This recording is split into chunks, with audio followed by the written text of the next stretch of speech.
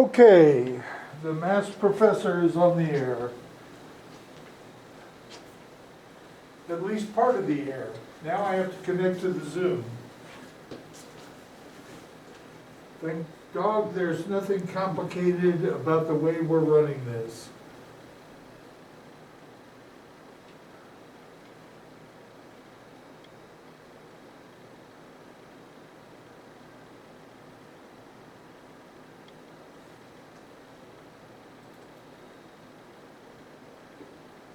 Welcome to Zoom. Enter your meeting ID followed by pound.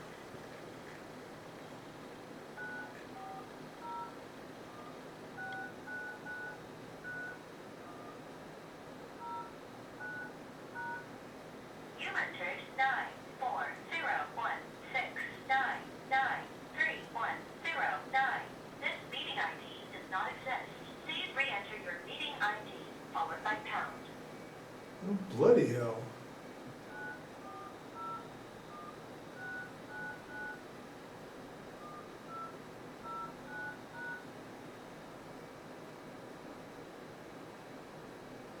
Enter your participant ID followed by pound.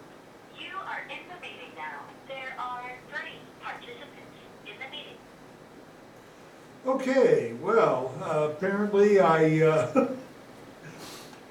had memorized the meeting ID for this class and managed to mix it up with another one.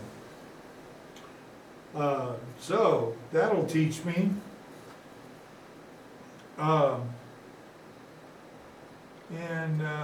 Let's see, who have we got? All right. So we've got Dominic, James, and Winter are on the phone. We have Adrian here in person. It's good to know that less than half the class is here. All right. No, I kid because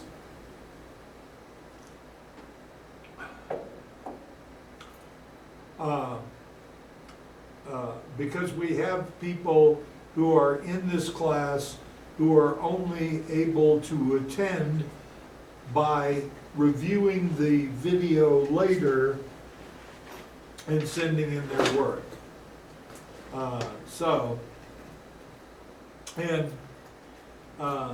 Brandon has straggled in here. All right, so now we got half the class. All right. I feel so excited, and I just can't hide it. I'm about to lose control, and I think I like it. Oh, wait, no, that's an old 1970s disco song. Don't pay any attention to that. Troopers, I hope that everybody is feeling good. You know, of course, that Monday's class ended up being cut short because of a little minor amount of freaking out because of it turns out that a student that had previously been in this very room where we have the class had been sick. However, it appears that she had not been in the room since it had been cleaned twice. So we should be in good shape as far as that goes. All right, so today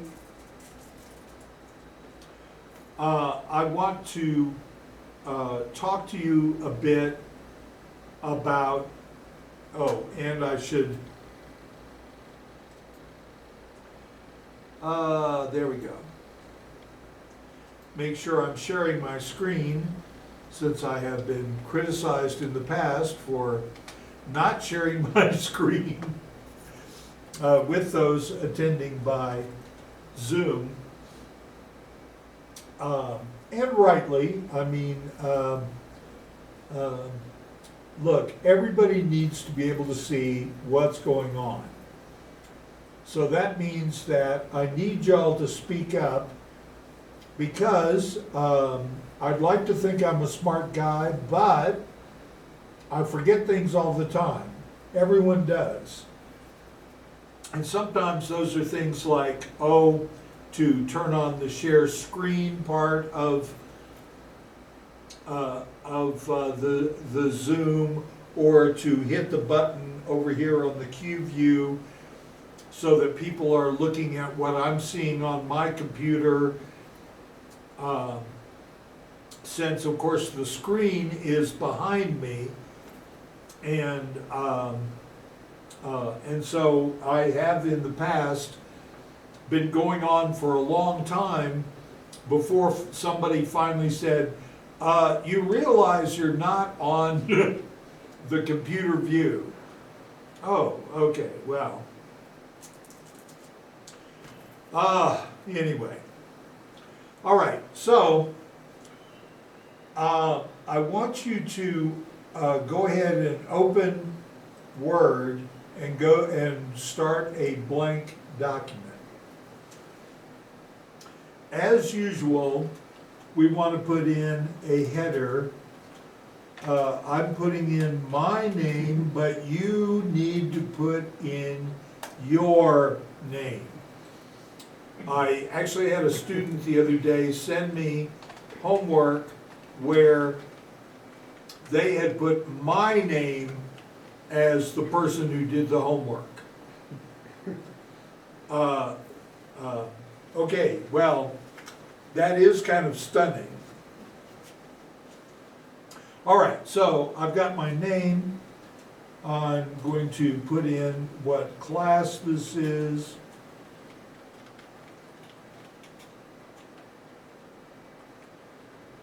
I am going to put the date, which is 10/21/2020.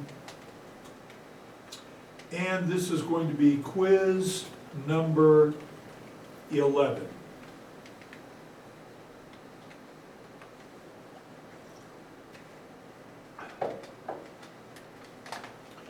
All right. What I am going to talk about today, I believe I've touched on this a little bit before, but I kind of want to spend today's class talking about this, is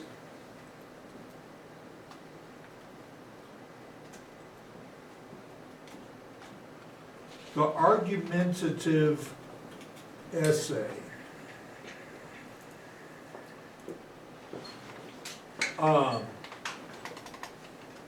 We are going to need, at times, to be able to write a well-reasoned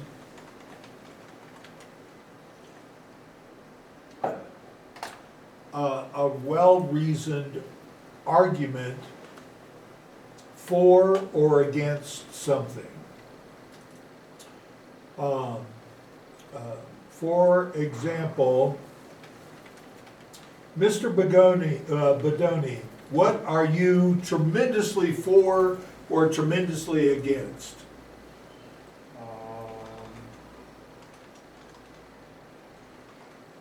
I have no idea. Okay, so Mr. Bodoni is neutral on everything in the universe. Yeah. No, of course he's not. But I put him on the spot, and he freaked out a little because he didn't know what to say. And I can't blame him for that. Mr. Donahue, what about you? Is there something that you're really for or really against? Climate change? Collection? Climate change. Oh, climate change. Okay. So he's really for climate change. He wants the climate to change as much as possible. Okay, Mr. Donahue, you're not gonna correct me there, because I assume you're actually against climate Yes. change. Okay, look, guys, when we're talking about this kind of stuff in class, I actively want you to feel free to express your opinion, even if that opinion is not my opinion. One of the things that makes America great is that we don't have to have groupthink where everybody thinks exactly the same thing or they're in trouble. All right, so the argumentative essay.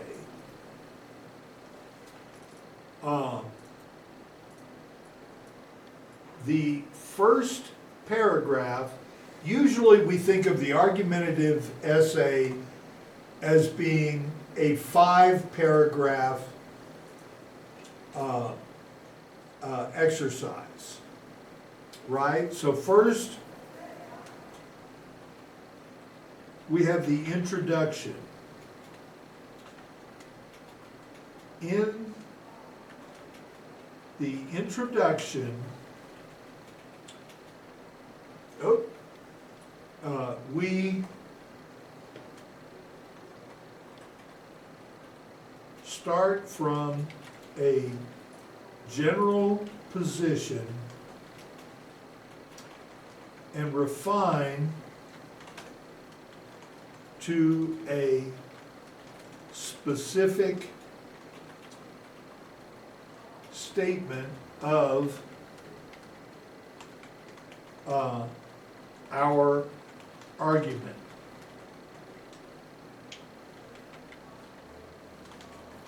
All right, so Mr. Donahue might start with the argument that we have seen many changes during the history of the industrial era.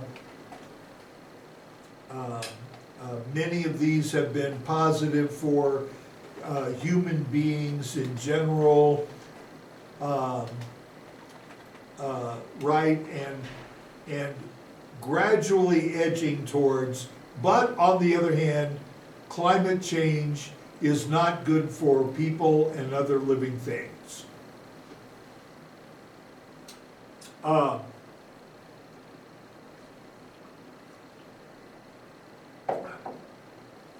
Right, so what do you notice there in my introduction paragraph?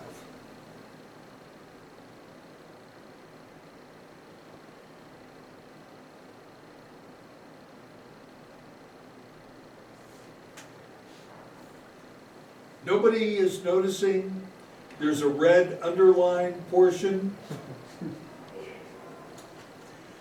Okay.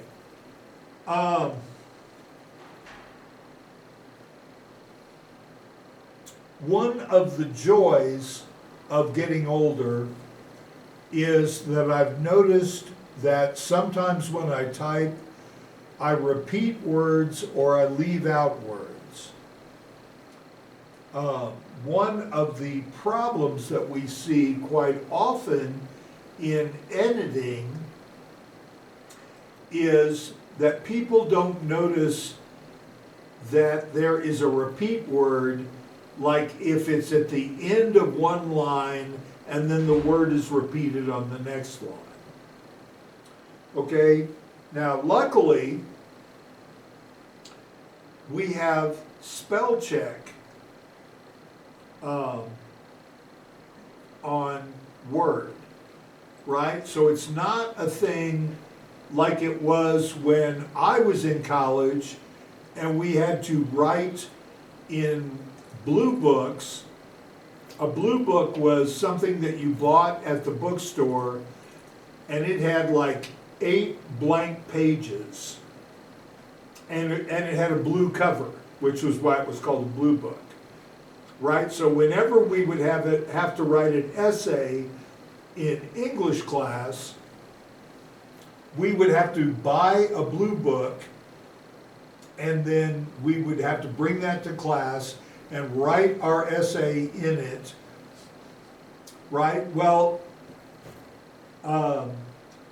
that is actually the reason I failed English class so many times going through college.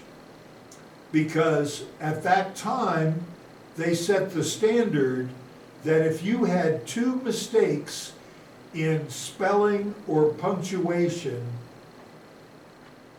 that was an F. 2 mistakes! Well, bloody hell, I can't write a 3 or 4 page essay by hand and not make 2 or 3 mistakes. At least. Now, luckily, over time, Word has made me a better speller, because I see, as I do here, when I have made a mistake. The program highlights my mistake. And I've noticed these programs are getting better and better.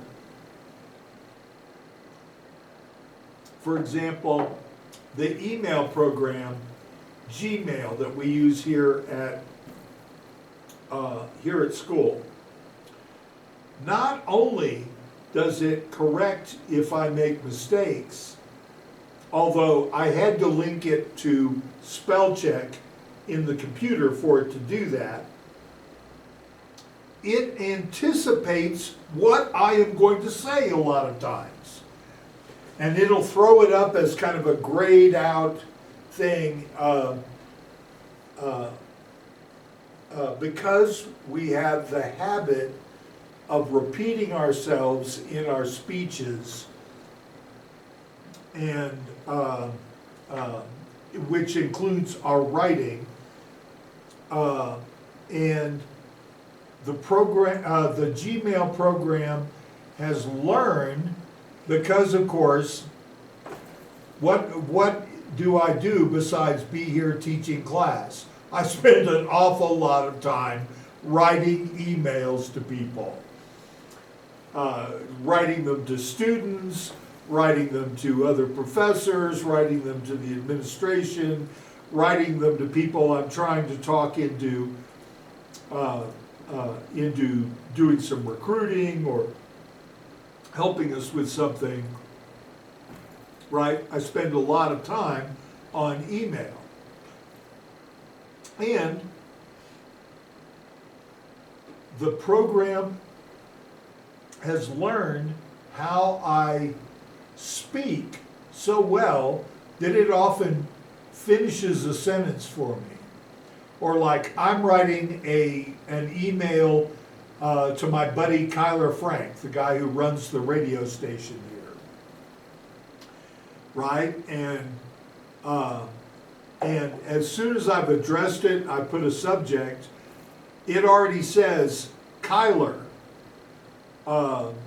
in the kind of in the body with a comma after it. So all I have to do is hit tab. Bob's your uncle. It's already addressed,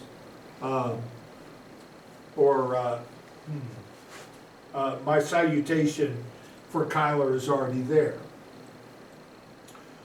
All right, well, now, of course, this does worry me to some extent, in that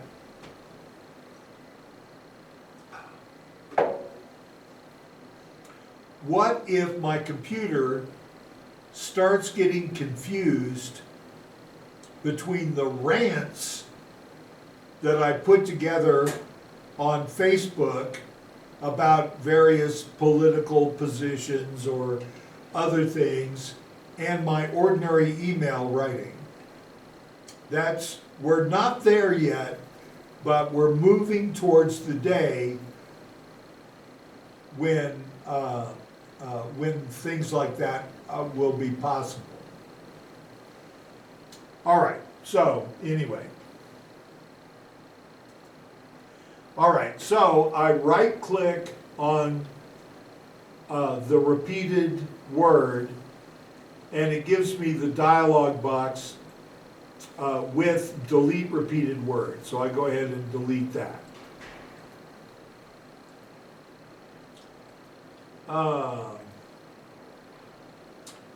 Boy, I may need to, yes, I need to reduce the size of this a little bit so that everything is on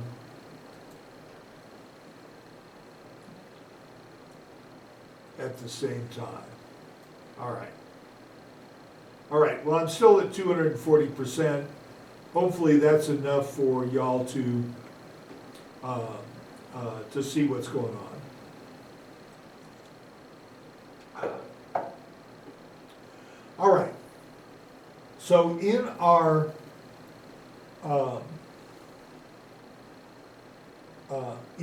introduction, we start from kind of a general position and we come down to a specific statement, all right? And that statement is called the thesis statement.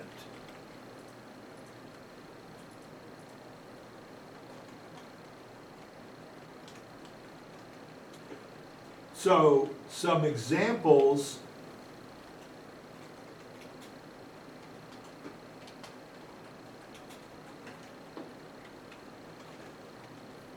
Now, I say thesis statement. Ordinarily, we would just call it the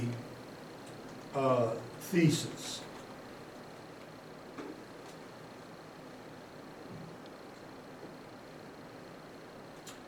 So one that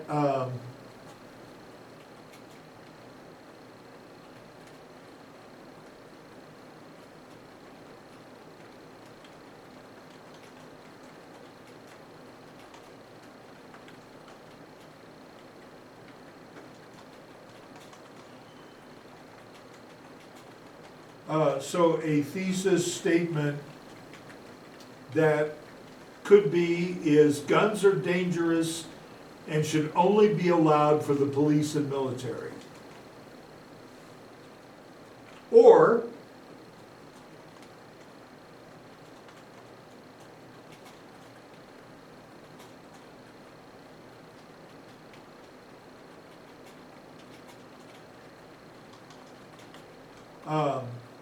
the Second Amendment gives all Americans the right to own guns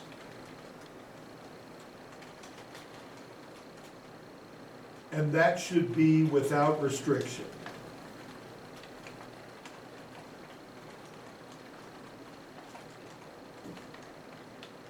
Right? You can see that those are two very wildly opposed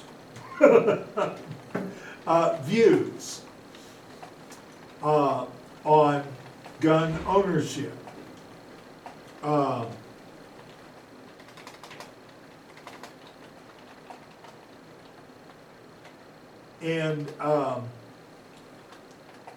Of course, one of the things that you may have noticed here in America is that that there's a vigorous debate around this subject. In fact, I'm going to be extremely surprised if you haven't noticed that. Now we have examples around the world of countries that have taken different positions on this. In some countries, essentially, the first position applies. Countries like England it is almost impossible to privately own a gun.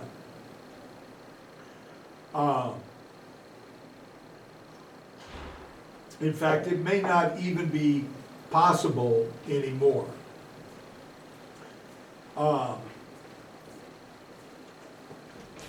But on the other hand, in Switzerland, everybody has guns. The Swiss induct all young men into their military for a time. They are issued a gun. They can buy their gun when they leave the service. And Switzerland encourages things like shooting clubs.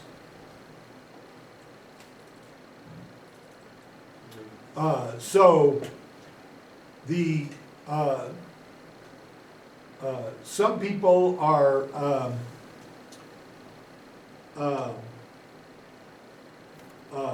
aghast at this idea. One thing that happened to me was when I was in Poland with the ice show, I was robbed. Somebody burglarized my hotel room and they stole my pay, which had been given to me in cash. Right? So I'm talking to the police the next day, and the police are asking me questions about this, and they said, "Well, where are you from?" I said, "I'm from Texas." They said, "Doesn't this kind of thing happen in Texas?" I said, "Not as often. We have guns." And they were kind of freaked out by that. Because in Poland, even the police, they only have what they call gas guns. Essentially, they can just shoot tear gas at you. All right, so those are thesis statements or theses. Another example might be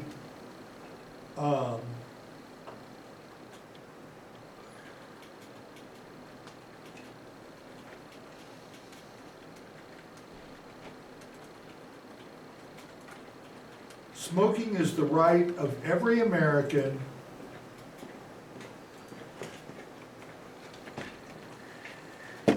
and should be allowed almost everywhere. Right? Yes. Okay, well, Miss Charlie is down with that. All right, you'll notice again, I've got the red underline from spell check because I I accidentally put a Q in American.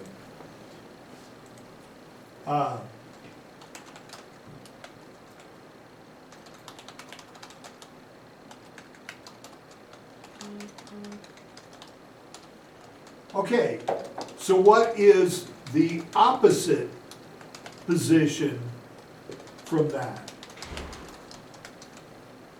It's not good for you. Okay, well, that's kind of an opposite position, but Oh, let's see. Smoking is not right of every American and should not be allowed anywhere. okay, now we're getting much closer. No Right? smoking. Although I might summarize that as No smoking. smoking should be banned and no tobacco products should be sold.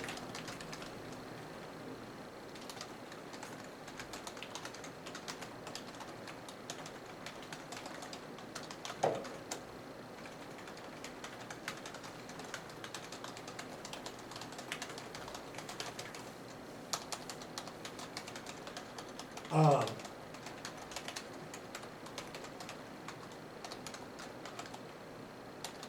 Okay, so if I were going to have my last statement here,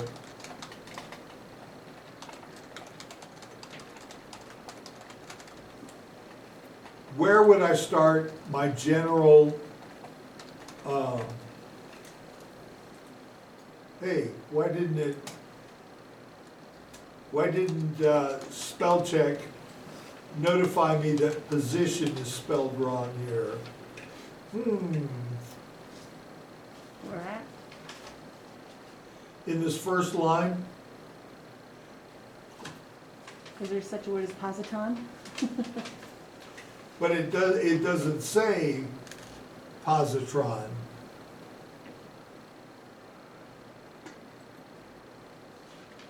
I don't know.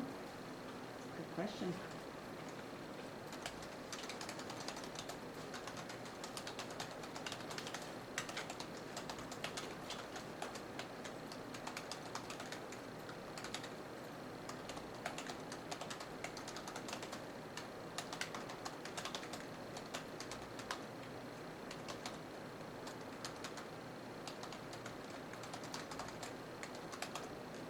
Okay.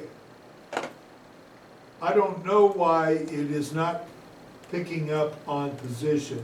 Someone may have put it in the dictionary as a word, which is one way that it could be ignored by spell check.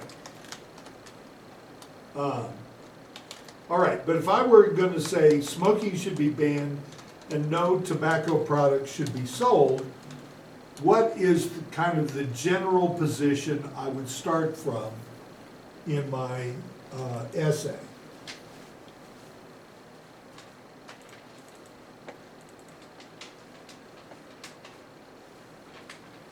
Well, I might start with the fact that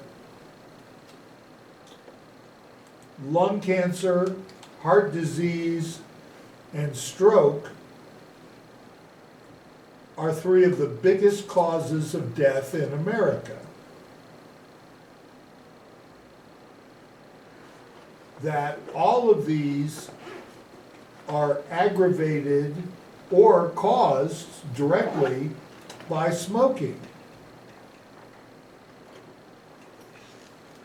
Right? So again, we start from a general position and we refine down to the argument that we are presenting in our essay. All right. And let me see. I'm going to move these over a bit.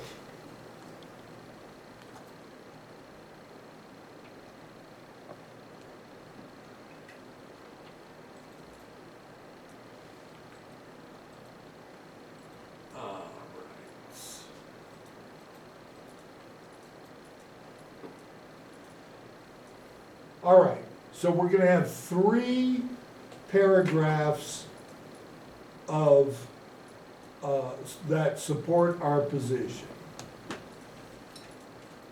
All right?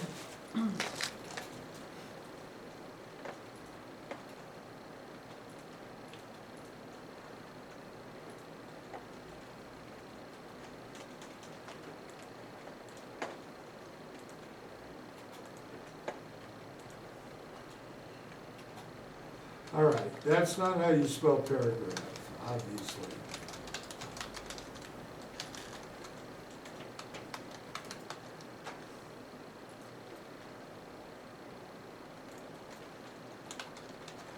All right, in this paragraph, I am going to put in what I consider to be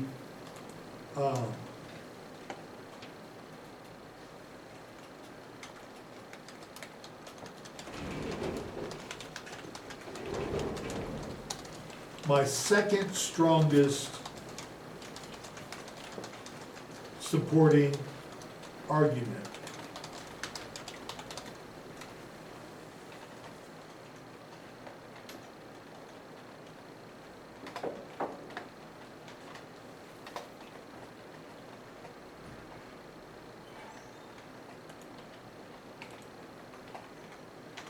Um,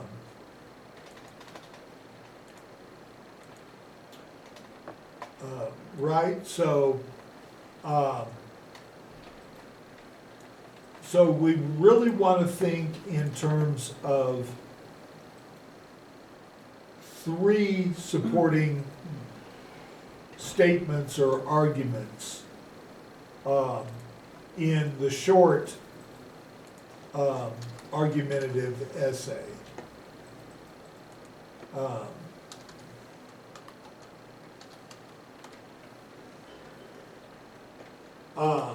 All right, so what would be my second strongest supporting argument for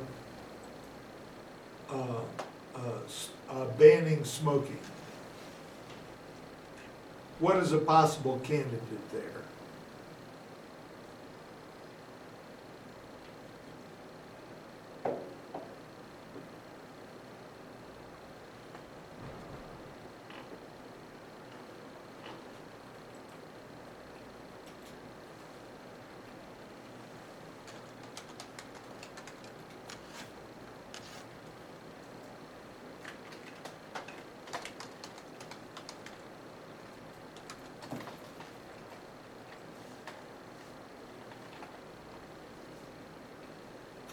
Now, I know tobacco is part of the Navajo culture, but, I mean, nobody here, It stinks. it stinks. Yes, I smoke tobacco fantastic. and cities, so. Okay, so it stinks is a possible argument. I just don't like cigarettes. You just don't like I cigarettes? don't like cigarettes. It's the same thing. No, cigarettes are a little different than, I like smoking cigars and, tobacco, just, all natural. I just don't like what they put in the cigarettes. So It's the same thing. It's disgusting, in a way, because I like it all natural, especially when it has some, mountain smoke. It's the same thing. I don't know, I don't know. You're inhaling No, I don't particles that don't inhale. belong in your lungs. I don't inhale. That's So- one thing that you gotta notice, especially when You you're a smoke but beginner. don't inhale. I think Bill Clinton said that. Yeah. Yes, well, but about a different smoking pot product. Yeah. I only smoke. It's a stogies when pollutant. I'm It fishing pollutes the or environment. driving. People don't know how to clean up after themselves when they smoke. I do. A lot of people don't. Well, I've been smoking since I was like about 11. 3? Oh, 11. Yeah. Well, 11 is a little better. Yeah, but I don't smoke cigarettes, so that's the thing. It does cause lung cancer. Okay, so, but in our first supporting paragraph, we want to use our second best argument.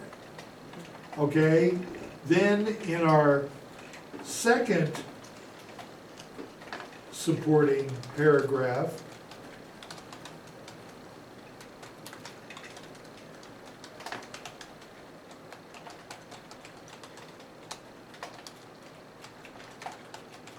here we use our third best argument.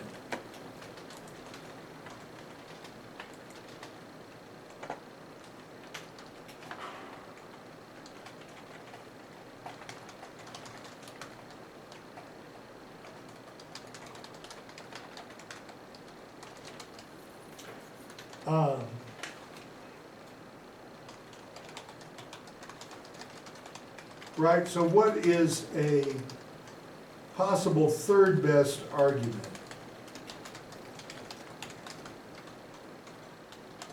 I'm tempted to repeat Miss Charlie's first reaction. It stinks. It does. I remember when, well, first of all, I grew up with my father smoking 2 packs a day. That was not unusual at all back at that time. He had learned to smoke as a young man in the Marines, and even though he tried to quit a couple of times, he could never shake the habit.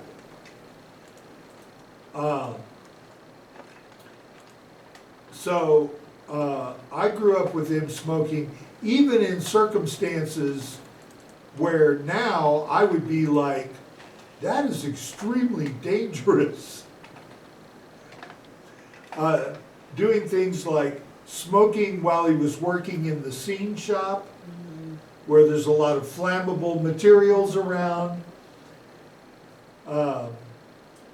Probably smoking while he was gassing up his vehicle. I don't remember that specifically.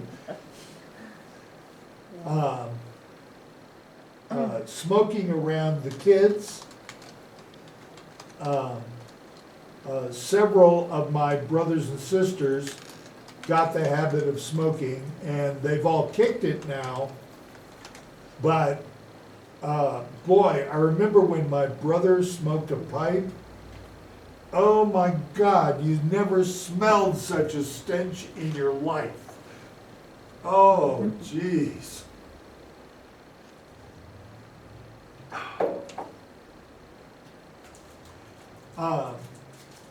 So, it stinks is definitely, Go to Texas.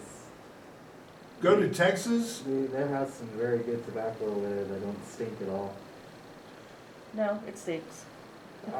We pay really expensive for our tobacco, like $45, $50. Doesn't matter, it still stinks. I don't know. They have some very good ones that smell really good, especially some that smell like pine. Oh, No, stinks. Are you talking about cigarettes or Smoke, anything smoking, any smoking, it stinks. like especially when it's burning? or something like Cigarettes, that? cigars, medicinal, whatever, it stinks. Well, I only it pollutes smoke. the air. I don't It's- really care for. It's not good for you. I don't know. But that's your personal business. Yeah. But it does bother me when people smoke around people that are asthmatics. Because then we do have people that have asthma I have that asthma. shouldn't be in places, yeah, but they shouldn't be in places where you're smoking allowed. I don't smoke in front Yeah. of like a crowd or anything. It stinks, I though. just do it on my own time. I don't. Yeah, but it I'm smells. very considerate when it comes to other people, because I know that most people don't like it. I don't like the smell of cigarettes. I get you Well, on you're that. probably 1 in 100 that are considerate, but most aren't. Uh, I don't know. Maybe It it's does just- smell. Me Yeah. and my cousins used to. My husband smoke all the smokes, time. so he smokes whatever, and he's tried everything, but it stinks. I don't care what he smokes, it stinks. Yeah. And people don't think it stinks, but have you been in places where it's pure, clean air?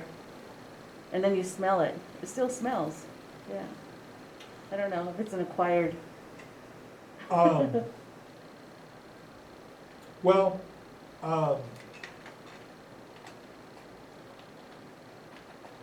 I don't see. I I don't see any want positive people to it. to have the freedom Yeah.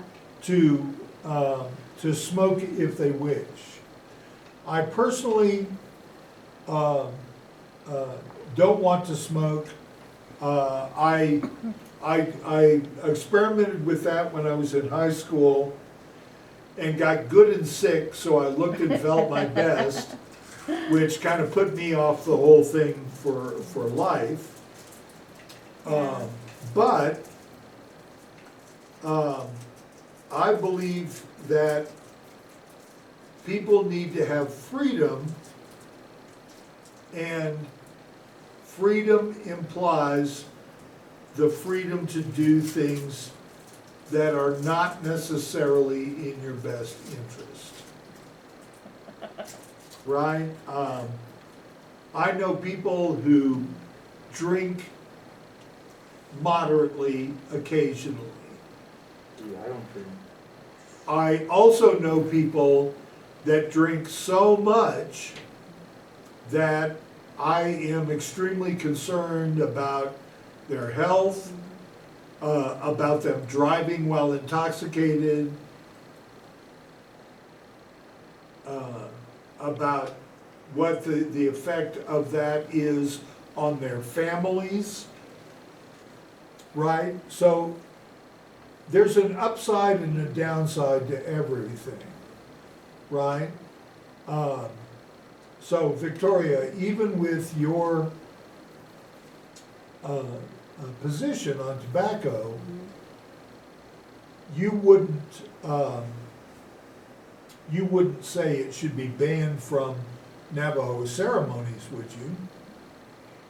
Depends on the ceremony, because I think a lot of natives purposely use that clause so they could use it, versus actually using it for the purpose it's intended for.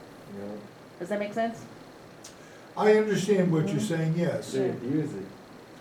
Well, of course, I how have quickly liberty becomes license, as the old saying goes, right? But that is an excellent point, that people may be saying tobacco is needed in ceremonies where, in fact, it was never part of the ceremony. I imagine that is a problem with ceremonies generally. Because we're talking that y'all have an oral tradition, so things are passed down through the generations without necessarily being written down, so that there's like a text where you could say, this is the authentic and only version, right? Although I haven't noticed that Christianity or a lot of these other religions have done well with that.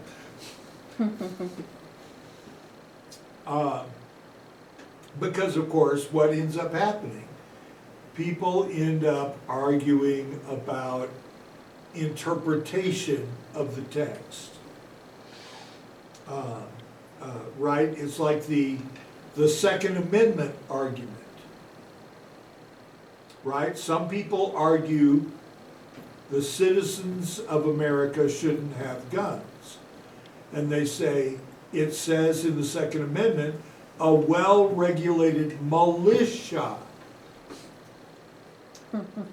Okay, well, that ignores the fact that the Founding Fathers said that the militia they were talking about was the people of America. But we're going to get lots of textual arguments, and in fact, that's kind of the reason we have a Supreme Court, is because you can't put everything into the Constitution, right? There was one South American country, I forget which one it was, when they wrote the Constitution, they included the price of sheets for hotel rooms as part of it. I think if you're getting that detailed, you're already creating something that's going to be a huge problem.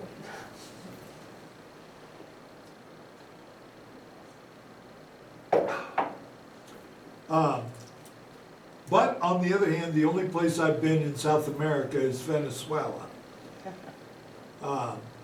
back in the day. But, all right, so our first supporting paragraph has our second strongest supporting argument.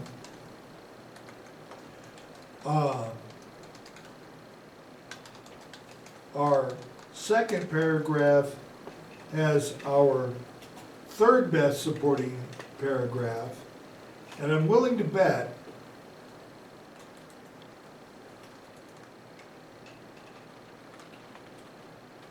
that you're going to be able to tell me what should go into the third supporting paragraph.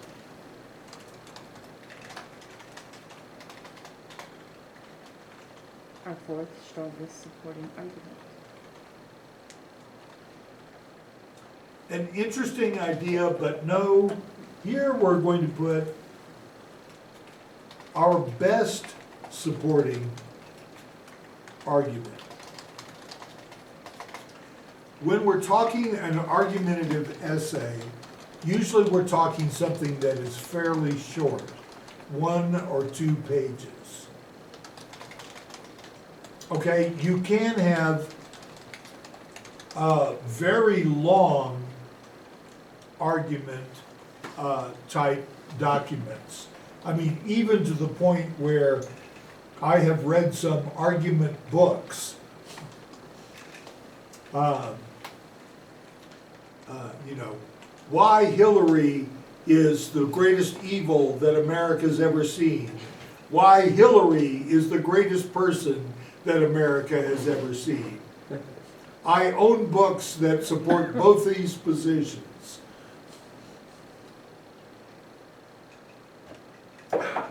Right? And of course, now our current industry are books about why Trump is the worst person America's ever seen, or why Trump is the greatest person America's ever seen. All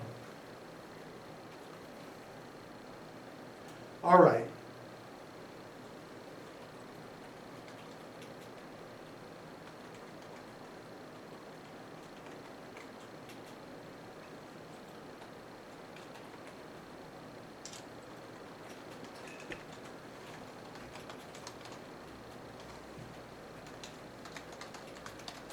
All right, so,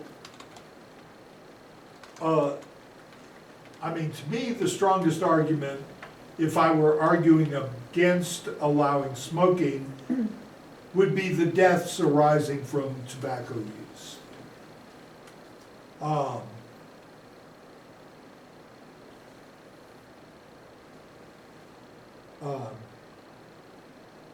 Obviously, it's possible there are other arguments, and I'm waiting on Victoria to throw a couple out here. It's expensive. I'm sorry? It's an expensive habit. Expensive, that is another great argument.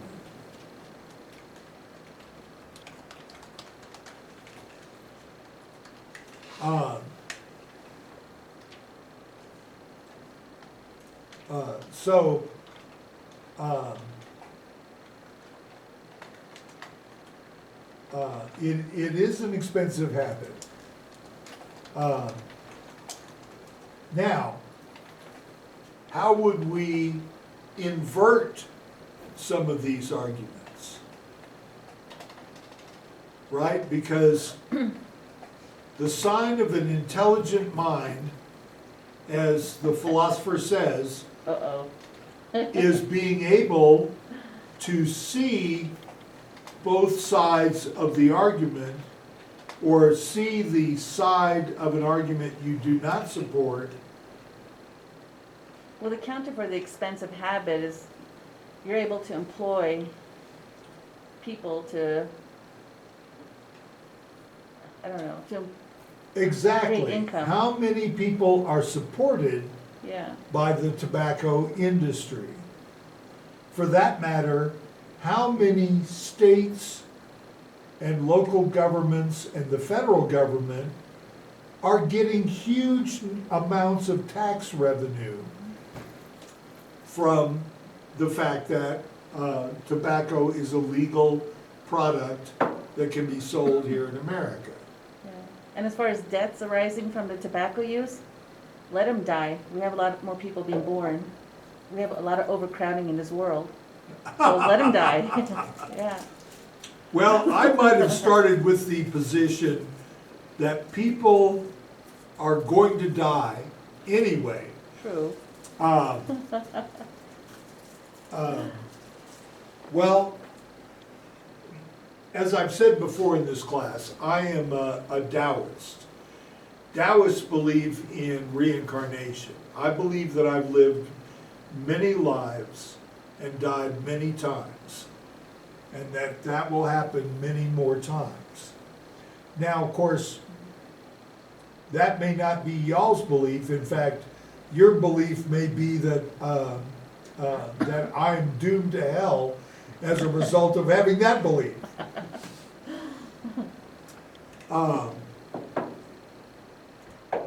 But, as Victoria points out,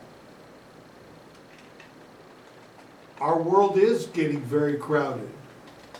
I worry a lot when I go back to my native Texas, where apparently they have some very good tobacco, I've been told. Because now there are so many people living in Texas that the traffic jam for San Antonio starts in Bernie. Wow. Bernie is a town that is like almost 50 miles away. Holy tuxedos. For so many years, I've lived in the less populated parts of Texas, but now San Antonio is a giant obstacle in my path. It's the same going to New York City as well. It takes, from Philadelphia to New York City, it takes almost 3 hours to get there just driving. So you're better off just taking the train. It's faster.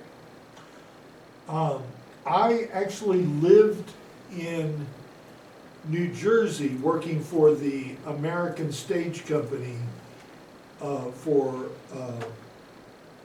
a while. And one of the parts of my job was to drive to New York City almost every day and get the actors and take them back to New Jersey for rehearsal. And when rehearsal was done, take them back to New York City.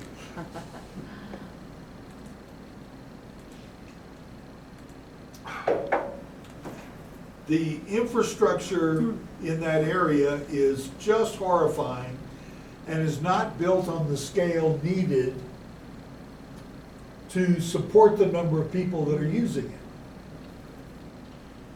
Now, I should say that I believe the same thing about Florida, California, Washington State, that they're all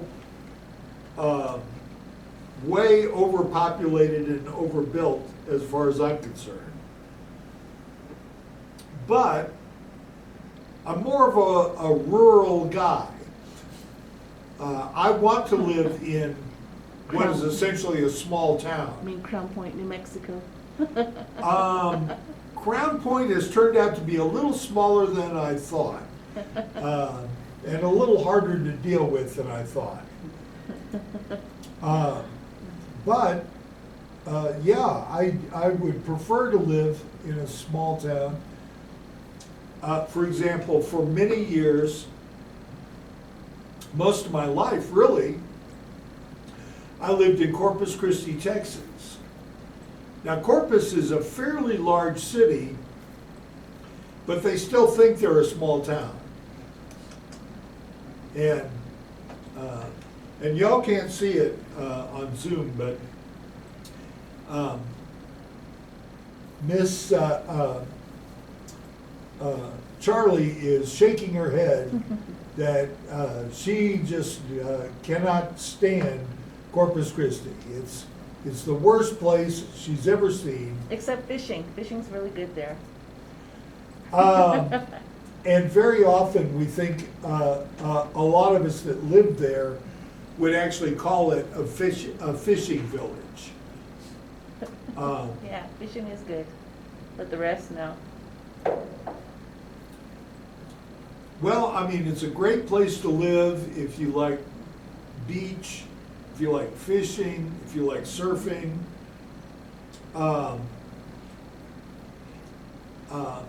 I like living there because I had a lot of friends that lived there, not as many anymore, I'm afraid. And it's got that small town atmosphere. I lived in the older part of town, so it was pretty easy. I didn't have to go through the traffic jams and on the south side, the newly defined south side, where all the yuppies live. But I digress.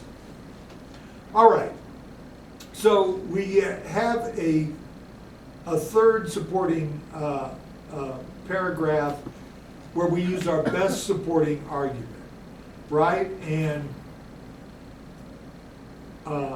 we have a variety of arguments here that you could choose from if you were going to write an argumentative essay against smoking, right? On the other hand, there's always the possibility of being able to turn around an argument. And you can see that very often the smartest people can turn your argument around very easily, right? So you want to be able to see what are the possible arguments for and against your position. Now, some things are very, very hard to defend. You know, if we start putting people in death camps, kind of hard to defend. Although, of course, the Nazis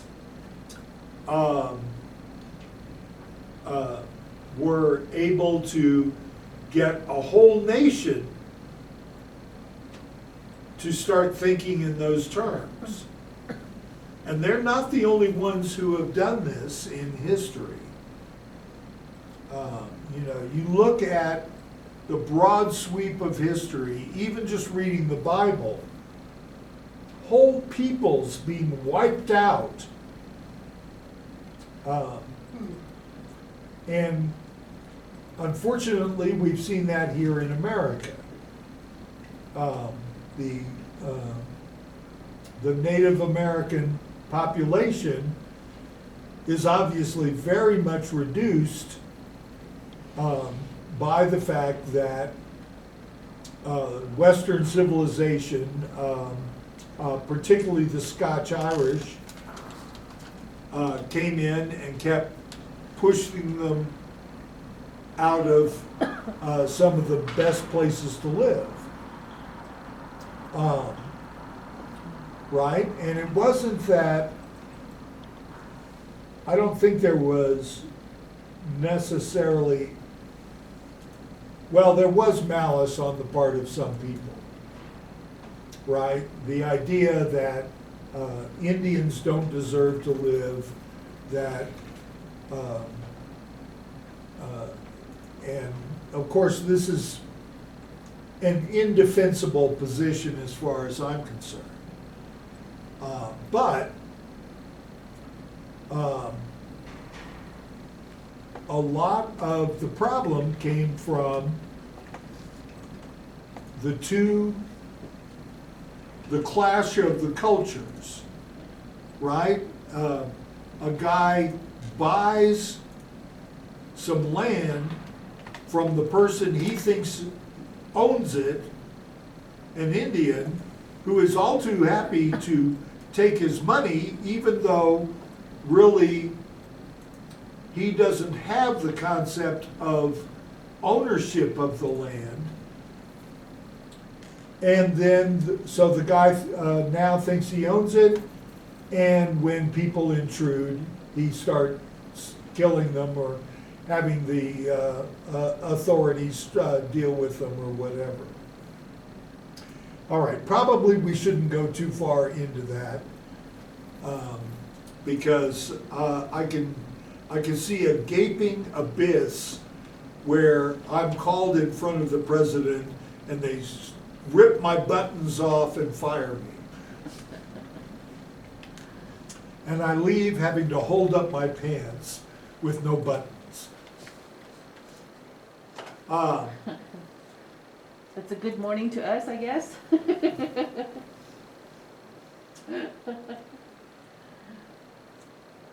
Well,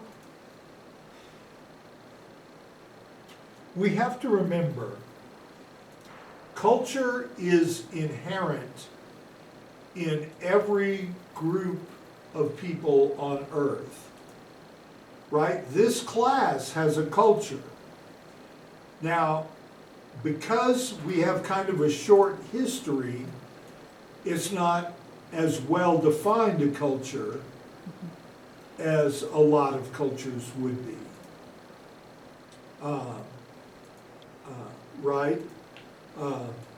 But when we start talking an organization like Navajo Technical University, here we've had now over 40 years of building a culture, right? We talk about the Navajo people. We have thousands of years of building the culture, right? We even talk about your family.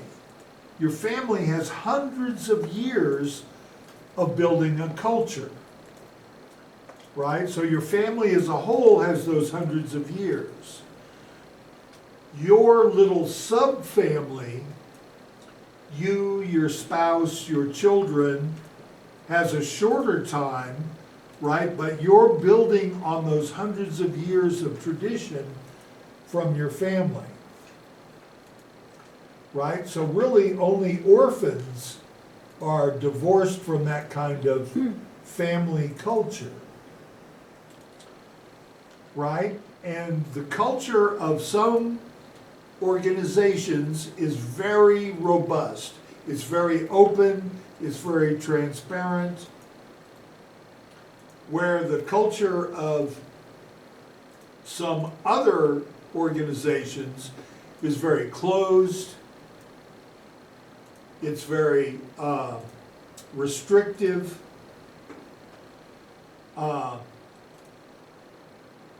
For example, something that my brother said has always stuck with me.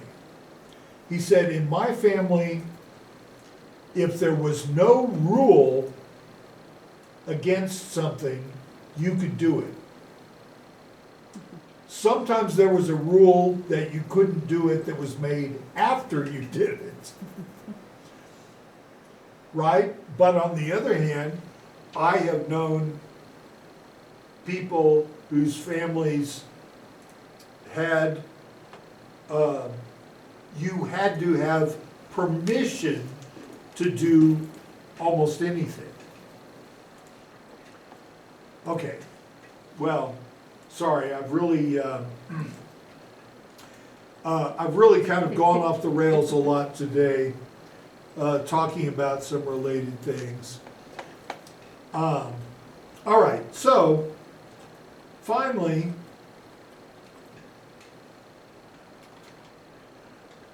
we want to have a conclusion. So, in our conclusion,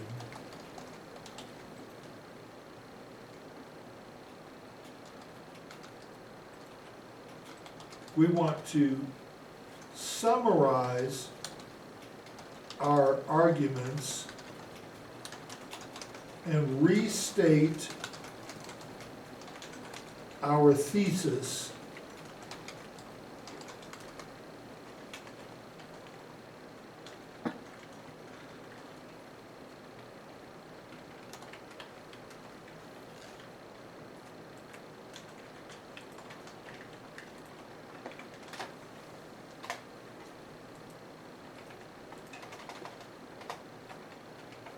All right. So here's what I want y'all to do. I want y'all to take what we've done today, and I want you to make an argument for or against something, right? I am against smoking. I am for allowing people to smoke. I am against people having guns. I am for people having guns. I am against people owning cars that burn fossil fuels. I'm for people owning cars that burn fossil fuels. I'm for renewable energy. I'm against renewable energy. Right? Make this about a page long, right? So it doesn't have to be an extremely complicated argument. You shouldn't need to have to look up a lot of stuff, right? But following kind of the 5-paragraph outline,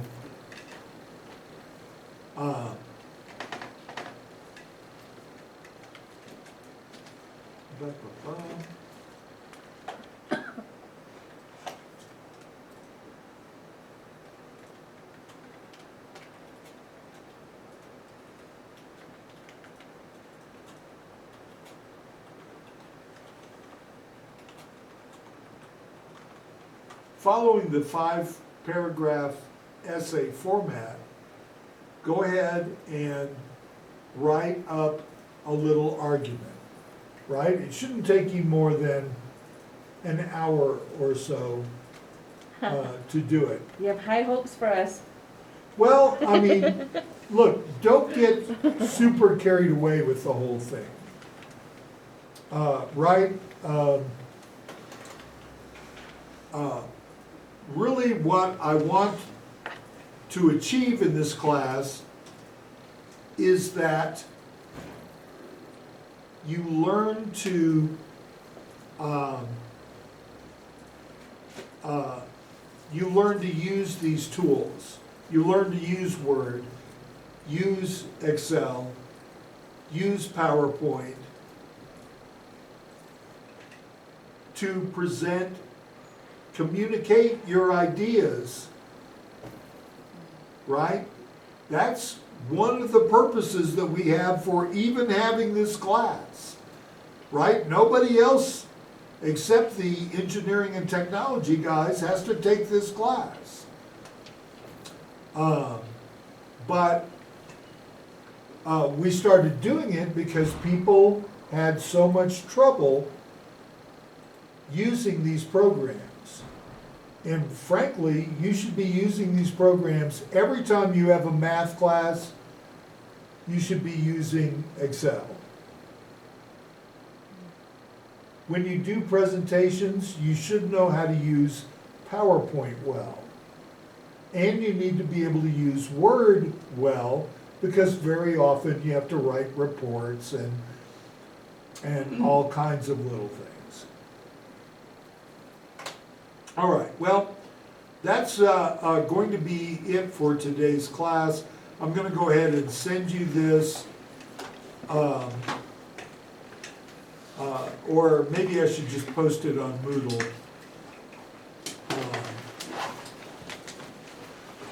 But please be safe, be careful over the weekend. I believe we're going to have lockdown again this weekend. Oh joy. I think they said to the end of the year.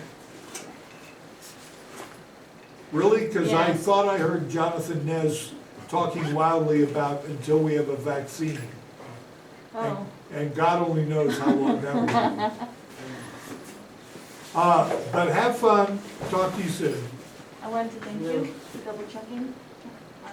So, forgot to remind. Yeah. Hey. I talked to him last night, so. Oh. Thank you. Well, I was very worried. Me too. Uh, I had the guys go out there again yesterday, but they called you and said so. But I'm glad you followed up. Well, we have to look after each other.